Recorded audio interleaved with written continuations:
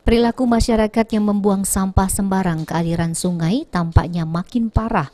Hal ini terlihat di salah satu gorong-gorong yang berada di Jalan Bintan RT 15 RW 4, Kelurahan Lorok Pakjo, Palembang, dipenuhi tumpukan sampah yang membuat aliran air tersumbat.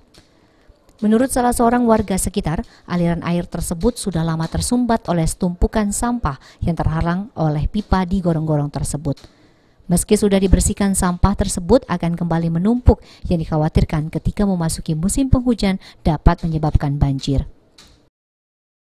Terjadinya banjir karena penyumbatan gorong-gorong, itu ada sampah, terus sampah itu dihalangi oleh pipa, baik itu pipa PAM, pipa gas, jadi sehingga aliran air ini tersumbat.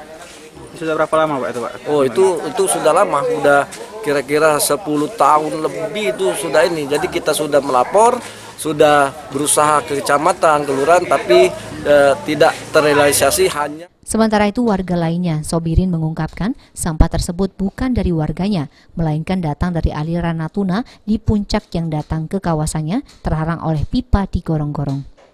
Maka dari itu, dirinya berharap kepada pemerintah untuk segera menindaklanjuti aliran air yang tersumbat tersebut agar tumpukan sampah seperti ini tidak ada lagi dan aliran air menjadi lancar.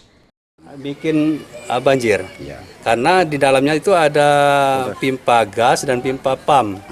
Nah, kami mengharapkan ini ada tindak lanjut dari pemerintah untuk sosialisasi bagaimana untuk mengangkat sampah ini atau memotong pipa yang ada di dalam jembatan. Heru Wahyudi, PAL TV.